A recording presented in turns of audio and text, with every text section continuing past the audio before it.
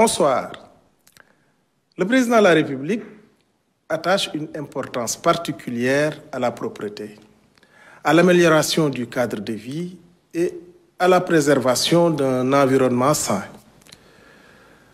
Pour ancrer durablement une culture de propreté et de civisme, il a demandé au gouvernement de renforcer l'initiative Setal Sunu Réew en impliquant davantage les écoles, les daara, les associations de quartier et les services publics comme la SONAGED.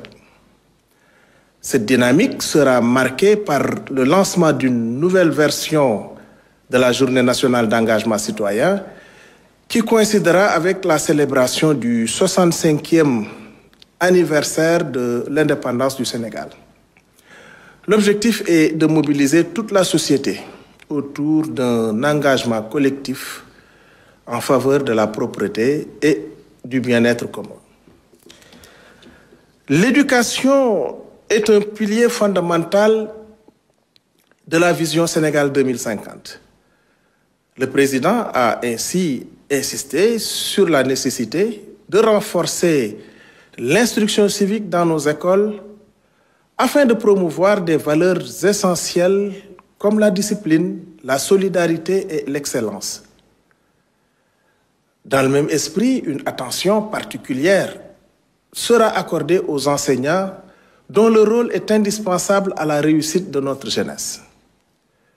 Une cérémonie spéciale sera organisée pour leur rendre hommage et reconnaître leur engagement. Par ailleurs, le numérique et l'intelligence artificielle occuperont une place plus importante dans le système éducatif, avec pour ambition de mieux préparer nos enfants aux défis de demain. Le chef de l'État a également souligné l'importance du livre et de la lecture dans la formation de la jeunesse et le développement du pays. Pour encourager cette dynamique, des efforts seront faits pour moderniser les bibliothèques et soutenir les écrivains sénégalais et africains.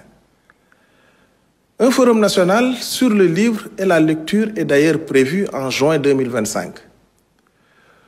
Ce sera un moment clé pour valoriser la production littéraire et sensibiliser la population à l'importance de la lecture comme levier d'épanouissement et de transmission des savoirs.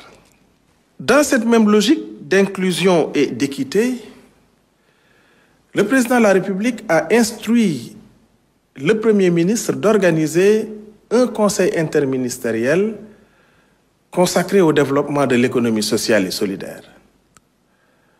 L'objectif est de structurer un cadre qui permette de créer des emplois durables, de renforcer la citoyenneté à travers l'éducation populaire et de lutter efficacement contre les inégalités sociales et culturelles. L'amélioration des conditions de vie des populations reste une priorité, en particulier en milieu rural. C'est pourquoi des projets d'hydraulique sont en cours pour faciliter l'accès à l'eau potable dans plusieurs zones du pays. Ces efforts visent à garantir à tous une ressource essentielle qui conditionne à la fois la santé publique, la scolarisation et le développement économique local. Le Premier ministre a également reçu les résultats des travaux du comité technique chargé de l'agenda 2050. Ce travail a permis d'identifier 60 projets et programmes prioritaires qui constituent la feuille de route du gouvernement pour assurer un développement harmonieux et inclusif du pays. Enfin, concernant la liquidation du Conseil économique, social et environnemental et du Haut Conseil des collectivités territoriales, le Premier ministre a rappelé que ce processus se fera dans le strict respect des obligations légales. Le ministre des Finances et du Budget veillera particulièrement à garantir les droits du personnel et à assurer une gestion transparente et rigoureuse des biens de ces institutions.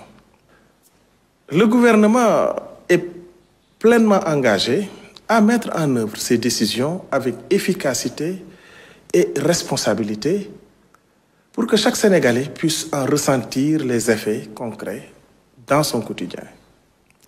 Je vous remercie de votre attention et vous souhaite une excellente soirée.